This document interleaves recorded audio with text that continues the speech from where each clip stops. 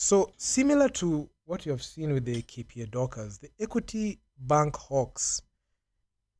This is a team that don't have what it takes to compete, and even despite winning the championship, where they won narrowly, it was a 2 point game. It was decided by 2 points.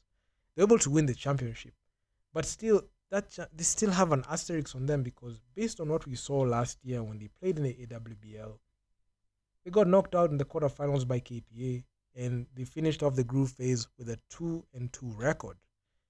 And the Equity Hawks, they have just been that team that they're just there. There's not too much expectations when it comes to that team, even with the people that they have on the roster.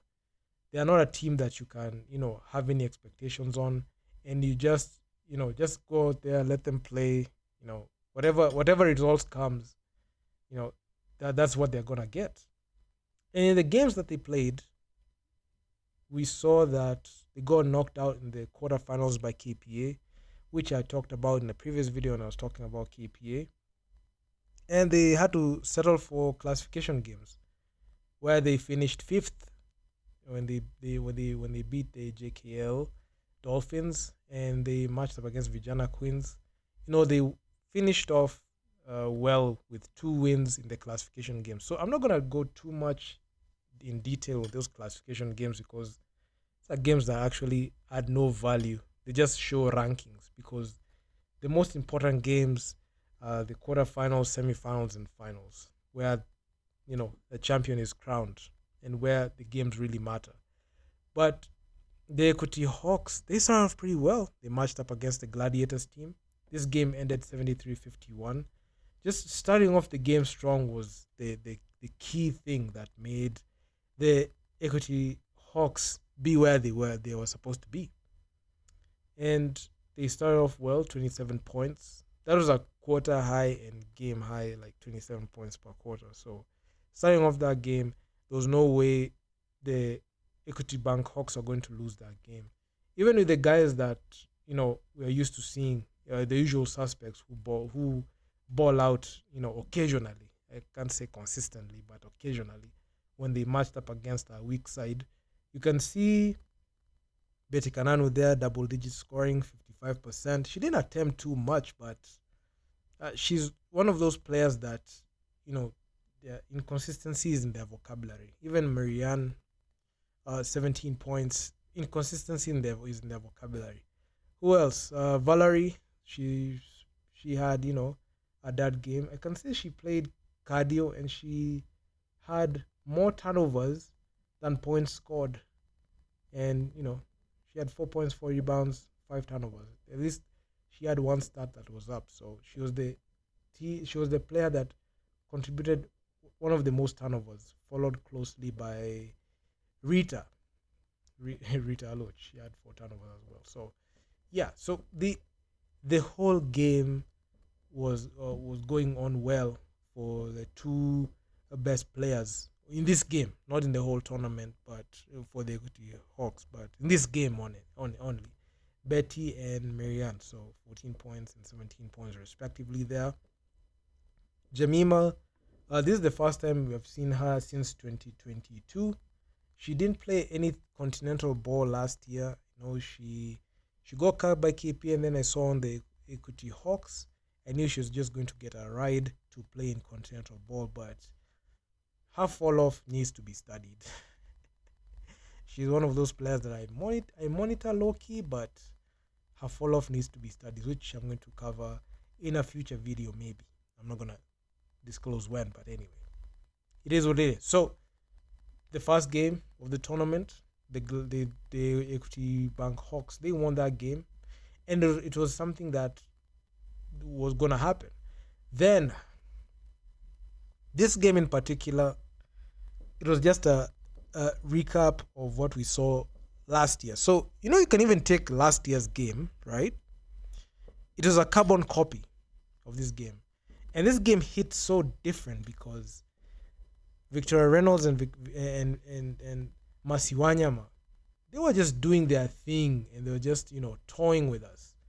Look at what Victoria Reynolds produced in this game. 16 points. She was 40, or near 44% shooting.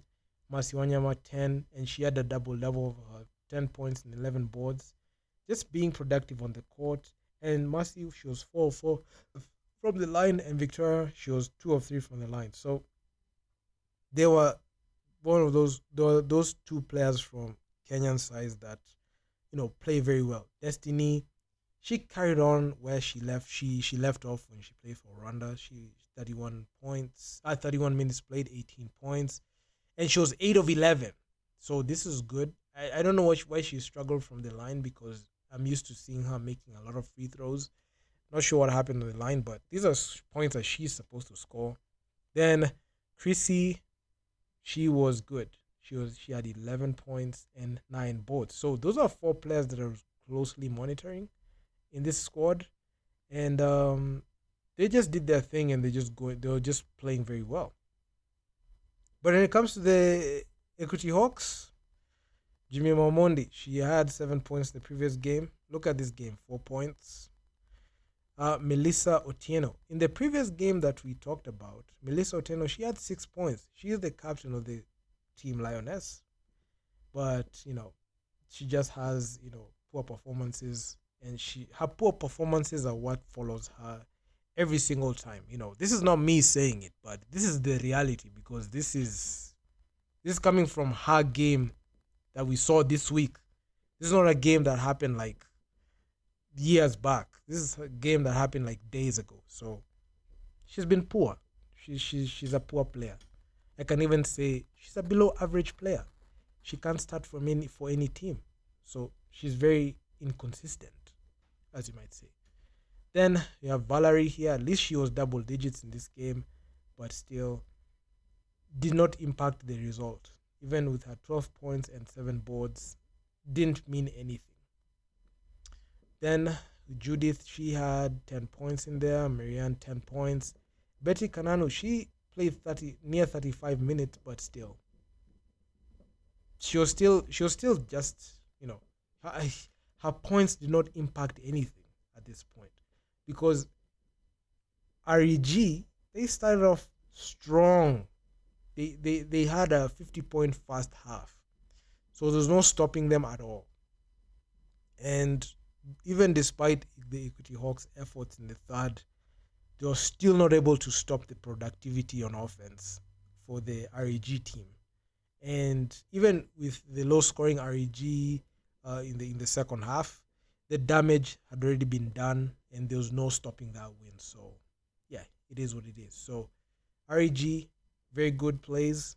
I mean, I can't complain, because it was entertaining, It was an entertaining game from REG, poor game from the Equity Hawks. And it was something that was bound to happen. REG last year, they didn't show like they had like a very, very strong side when they matched up against KPA. But when REG matched up against the Equity Bank Hawks, they were able to go ahead and beat them easily. So I was not that much surprised. I mean, shout out to the REG team with Victoria Reynolds and Masi Wanyama. I mean, they just I mean, they played well. I mean, those girls, they just know what to do when they're put in a good system, especially Victoria Reynolds. I saw when she played for KPA last year, the KPA team looked to her to be that person to bring productivity on the defensive side. Oh, no, the offensive side of the ball, not the defensive side of the ball. On the offensive side, scoring, she was their leading scorer. She was their go-to person. But with KPA not having a consistent person who's going to score points for them like a Victoria Reynolds, they struggled, and that's the reason as to why they got knocked out. And the Equity Hawks not having a consistent person to go to, I know a lot of people can say, oh, Betty, she scored 19. She's that person who can be able to take the team to the next level. But what has she done? She's not a player that you can go back and say, she can help us. Look at Cynthia. I've seen her practicing, but it doesn't translate to the actual game at all. Look at this. She played 12 minutes, and it was just playing cardio. She had 3 personal fouls, plus minus or minus 11. Valerie, plus minus or minus 12. Marianne Nyagaki, I mean, it's sad, man. Like, look at this, minus 20. She was the most inefficient player in this game, and I can say she was the worst player in this game. And her productivity just shows it, and the plus in the block box plus minus tells us everything we need to know about who we are actually dealing with. Because in the next game, KPA when they match up against a low-sided team, we expect them to win. And that's the same thing that happens with the Equity Hawks. When the Equity Hawks play a below-average team, this is the result you get, 87-48. It's a blowout. So a lot of people kind of like forgot the previous game that happened when they matched up against REG. And REG are not a weak side. They're a very strong side. This is the REG team. They're the top team. They're one of the top teams in that Zone 5 contest. Them and APR, they're at the same level. And they're coming from the same country. And they have the same, way of attacking the basketball games. And they're very, very good. So the Equity Bank Hawks, I can say they're the queens of the leftovers. I can even say KP are the queens of the leftovers because they only know how to blow out below average teams. They can't blow out a team like RAG. They can't do that, which is embarrassing. Sometimes when I watch these games, when they get beat by 40, 50 points, I just put my head down because it's embarrassing and sad. And it's not something that you can hide because you can't tell us that the Equity Hawks, they wiped off the loss against RAG when they beat Fox Divas because, this game, everything was clicking because they played a poor team. They just played a poor team. Even with the offense clicking, you can see Judith, she had a good game there. She had 19 points. Marianne, 13. Betty Kananu, 16. So even with the poor performances from the previous games, still, the Equity can only beat the coaching staff. Coach Benson Olwoch and assistant coach Betty Samba Bola. You only know how to game plan for weak teams. But when it comes to teams that have the ability to take it to you and play basketball on you, that's where we draw the line. That's where we see that you really, really struggle in, making things work on the offensive side of the basketball. And also on the defensive side of the basketball because both you teams, KP and Equity, are so wide open on defense. I mean, anyone can get inside. And even the 3-point shooting is non-existent. I mean, it's sad. 5 of 17 on the REG game. Look at this. 2 of 9. No attempts from downtown. Betty, she tries, but she's not a 3-point shooter like that. Look at this. Look at even in the Gladiators game. Look at this. 4 of 15. Even in a game that you won, you can't even shoot threes. So that is a big problem. Okay, let's not even look at what Fox Divas did. Fox Divas shot better. I mean, they shot better than you. They shot a better percentage from downtown, even despite being blown out. So what does that explain to you? I mean, it's at this point it's embarrassing and inexcusable at this point because you can't lie. You can't lie to us. Even in the quarterfinals matchup, which we knew the result was going to be a win for KPA, the Equity Hawks, it's sad. It's sad, man. It's the same. It's the same thing. 5 of 19. These are two teams that have no 3-point shooting. Look, 5 of 20. 5 of 19. No shooting. No one can shoot the 3-ball consistently. No one, nobody. And that's the Achilles heel for these two Kenyan teams, KPA, the women's team, and the Equity Hawks. That's the main problem. I know the Equity Hawks will say, We lost, but we were able to beat Vijana Queens and the JKL Lady Dolphins. I know it's okay. It's fun after the fact. They played for a classification spot, and they were able to win this game. But the game that really mattered was in the quarterfinals, which they failed. And this was just an own goal. And there was no stopping the KPA's road to the semis, where they got beat from pillar to post by Al Ahly Sporting. I mean, the KPA side and the Equity Hawk side, I can even say the Kenyan teams are the little children of North American teams, Morocco, Egypt, Tunisia, Libya. Those North African teams, they just beat any team coming from East Africa. And I can even put Kenya there. Kenya is not strong in basketball at all. Anyway, it's fun after the fact. The Equity Hawks beat the Vijana Queens in a blowout, 92-46, just to save face. Even this game was not supposed to be close, but it was close. But anyway, it is what it is. I'm not gonna go too deep into these games for the classification ones because they don't really matter. But all in all, I must say, Kenyan basketball has a long way to go, especially when it comes to the continental basketball. The KPA teams, both the men and women's, they are complete failures and shambolic. Even the men's, the Equity Dumas, they are failures. They lost in the semis, in the playoffs. They lost to the Thunder. And now, even with the Equity Hawks winning the championship, this is what they gave us, right? Competing for a fifth spot in the WBLA. We expected at least one team to make it to the WBLA, the actual WBLA, the BAL for the women, which they couldn't. So last year, I can say it was a fluke that both teams were able to get in. And this year is just going to be no different because, okay, let's say, for example, KPN and Equity make it to the WBLA, the actual WBLA that's going to be played in December.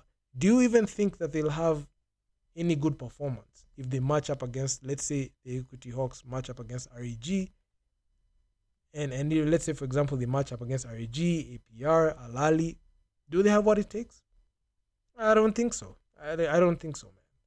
So this is the two-part series. I'm going to come up with another video talking about the player ratings, but man, that KPA video was long when I made it. This one, it has not been that long. I said, you know what? It's just rinse and repeat all through, because I will say the most, but I'm not sure if these people listen. But anyway, I just do the best I can.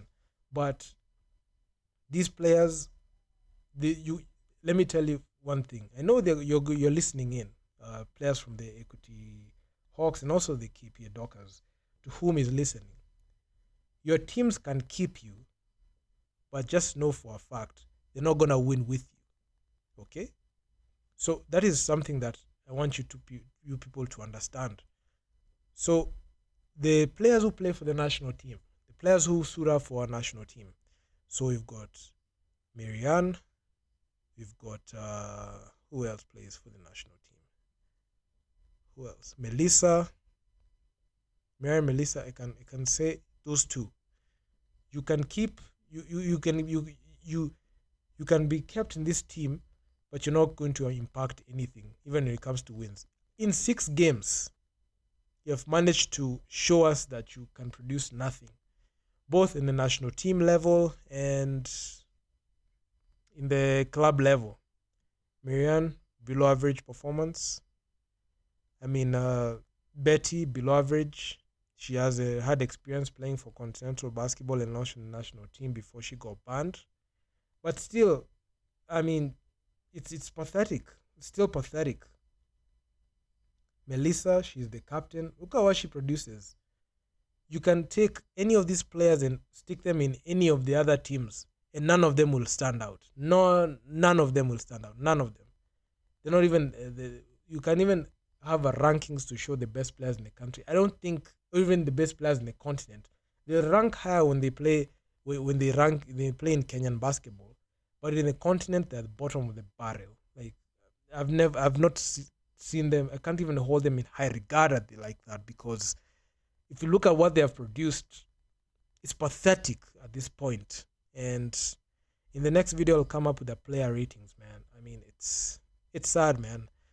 Like, share, subscribe to the channel, man. I'm out. I'm gonna see you in the next one. I'm gonna talk about the player ratings, so stay tuned to that, where I'm gonna get more cutthroat. I'm not holding back on that one. I'm not.